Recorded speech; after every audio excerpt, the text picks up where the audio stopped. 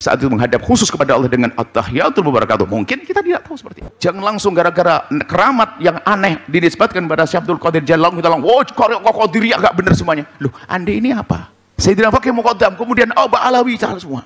Lah model manusia begini loh penghancur kerusahaan, muat kerusahaan. Habaib dicari omongan habaib yang enggak benar. Khurafat tidak terjadi tapi ditulis-tulis. Kebanyakan ada penelitian dari ilmuwan di Timur Tengah yang Assalamualaikum warahmatullahi wabarakatuh. Berjumpa kembali bersama kami di channel Mencari Kebenaran. Bagaimana kabar kalian? Semoga kalian semua selalu dalam keadaan sehat walafiat dan semoga kalian semua selalu dalam lindungan Allah Subhanahu wa taala. Amin amin ya rabbal alamin. Baik, pada kesempatan kali ini mari kita bersama-sama menyaksikan sebuah video yang mana video ini insya Allah sangat menarik sekali untuk kita saksikan. Bagaimana videonya? Mari kita mulai videonya dari sekarang.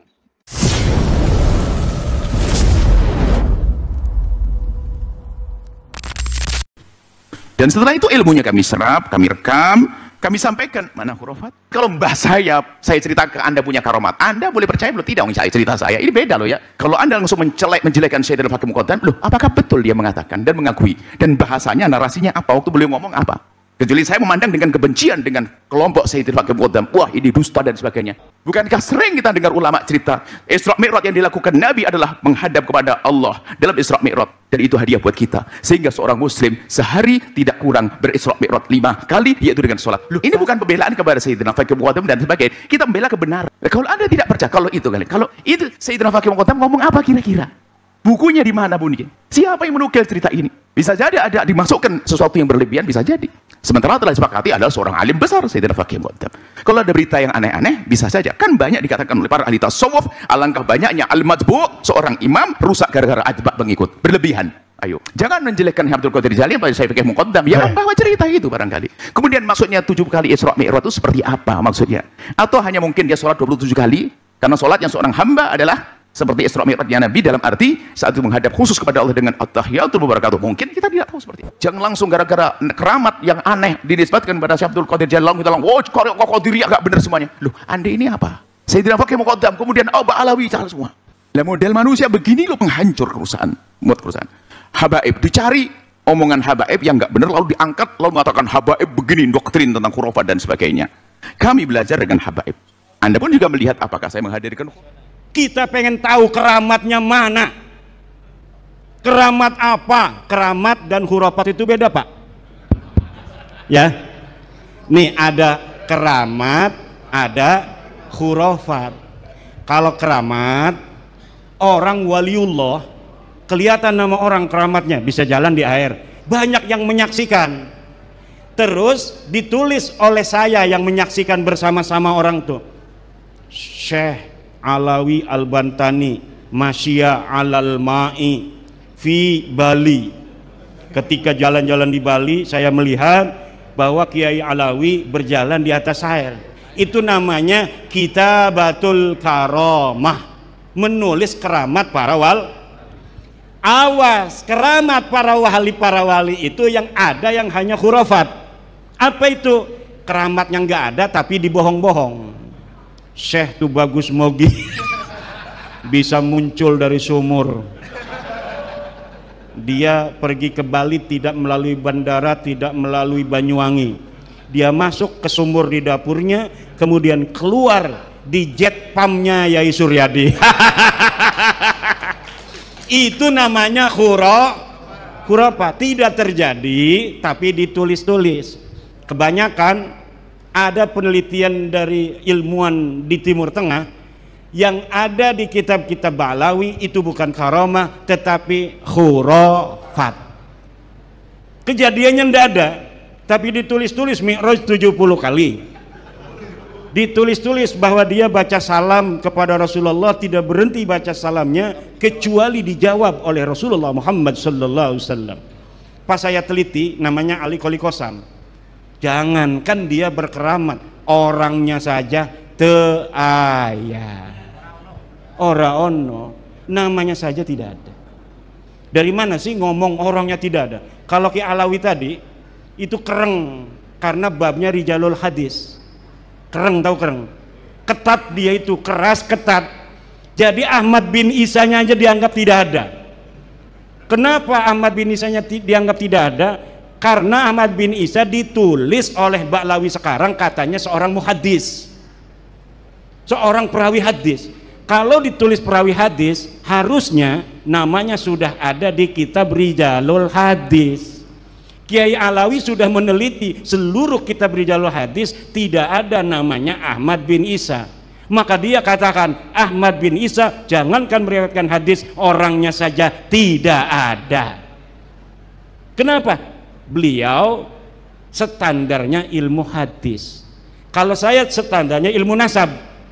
Dalam ilmu nasab, karena ilmu nasab adalah bagian dari sejarah, maka kitab yang paling dekat masanya dengan Ahmad bin Isa itu menyatakan apa? Apakah dia ada ataukah tidak ada? Walau bukan kitab sezaman, tapi yang paling dekat ditemukan yaitu kitab Tahdzibul Ansab 435 Hijriah.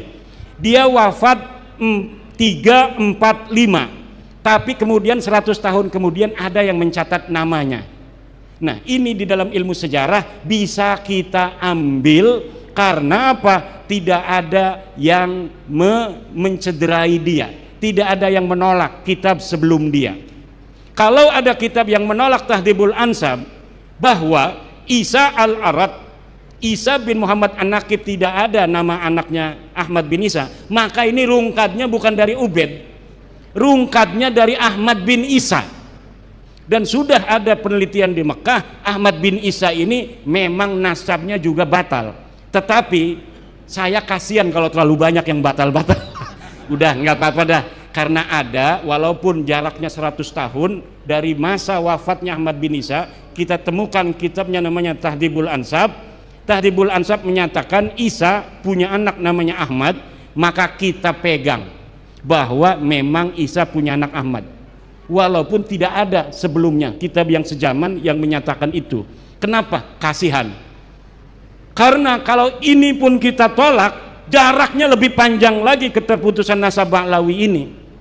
Kita hitung dari 345 ini kita hilangkan sampai ke ayahnya Muhammad An-Naqib dihitungnya. Kapan Muhammad An-Naqib itu wafat, di situ kita hitung keterputusan. Begitulah ilmu sejarah dan ilmu nasab bekerja untuk mengisbat nasab. Tidak ada kitab nasab yang menyatakan Ahmad bin Isa punya anak Ubed. Karena kita sudah mengakui secara lemah pun bahwa Ahmad bin Isa ini ada, maka kita kemudian mencari dia punya anak berapa. Dia punya anak 3, Muhammad, Ali, Husain.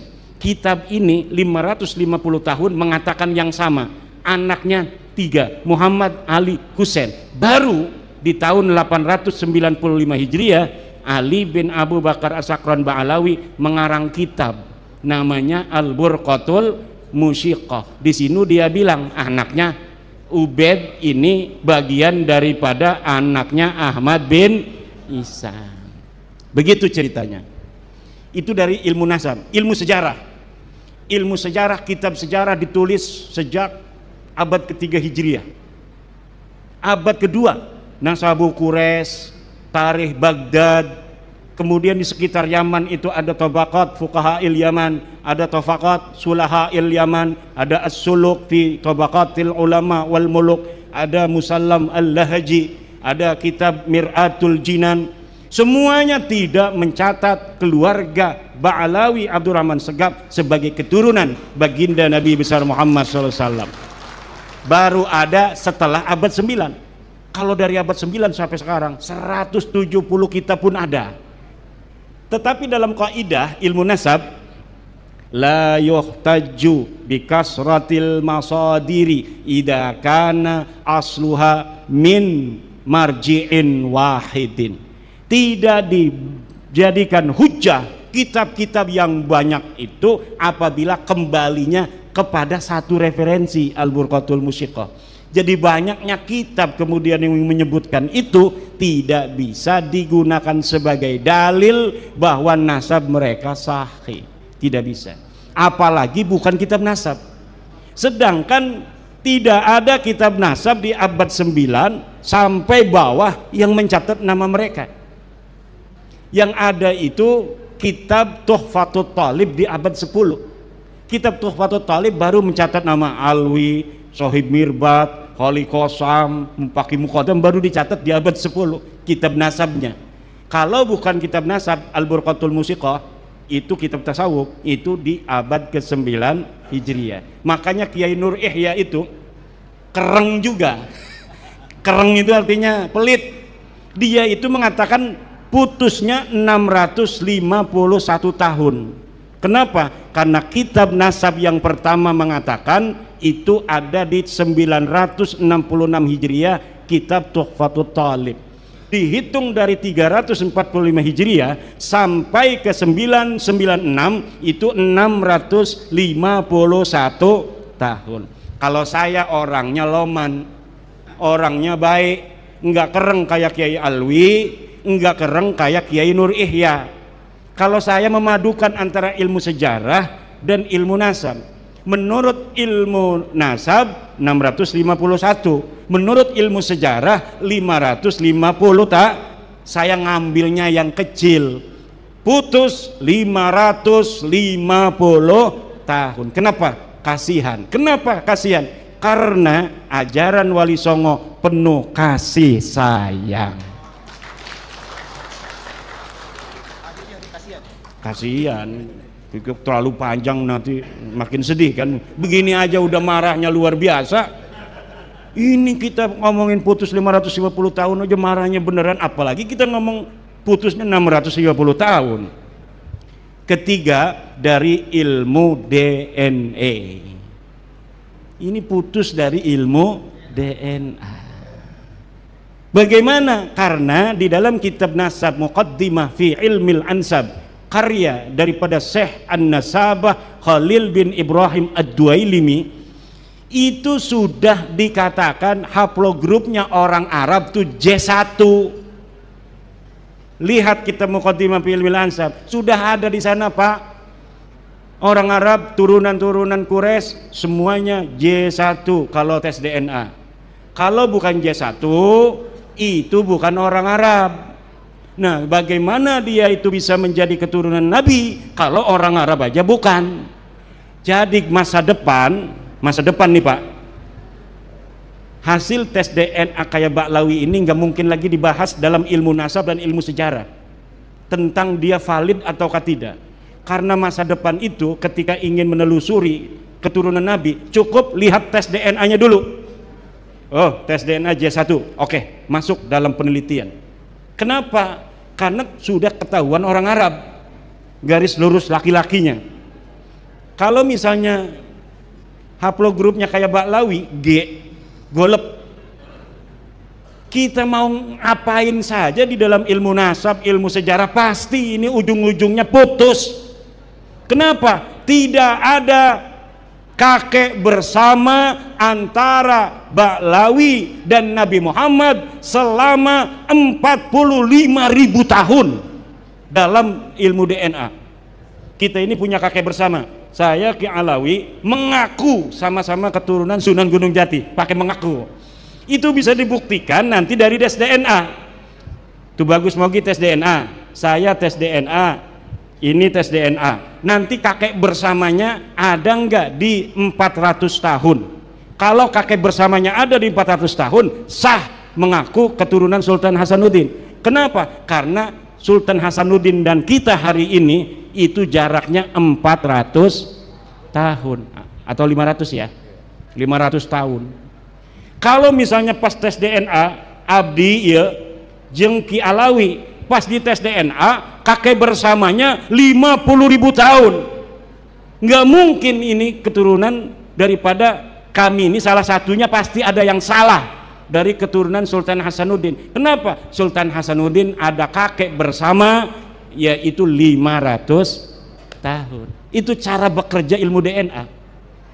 Pakai dalil haram, makruh, sesat, kafir, ndak bisa. Masa depan akan ditertawakan oleh peradaban.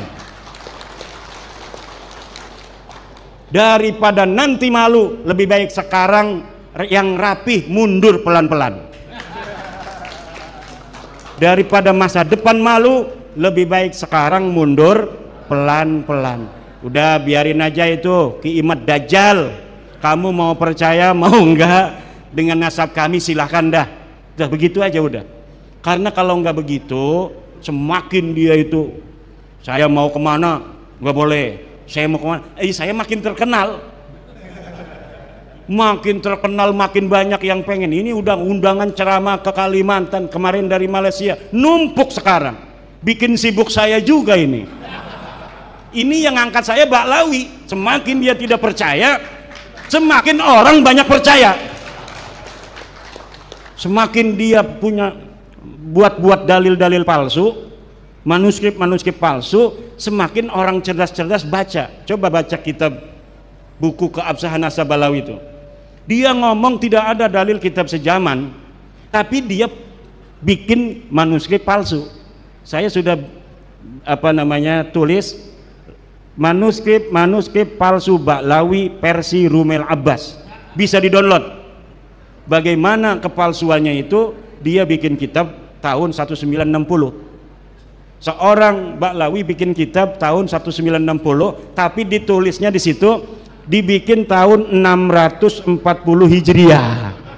Dari mana eta Ki Imad nyaho baik Cina eta palsu? Dari berbagai macam literatur tentang orang yang disebutkan itu. Pengarangnya katanya namanya Sa'duddin Az-Zifari, 640 Hijriah, katanya murid Faqih Muqaddam. Bagaimana dia jadi murid Faqih Muqaddam sedangkan Faqih Muqaddam tak aya jelma nage? Tak aya. Ini kita Nusantara, ngomong Bali oke, ngomong Sunda oke, ngomong Jawa kita mah bisa. Ki Alawi orang bisa ngomong Jawa. Ana ning Pulau Jawa orang bisa ngomong Jawa. Usir iki wong ki. Kudu bisa ngomong Jawa. Ini ngomong Jawa nih kayak wong Jawa Osing.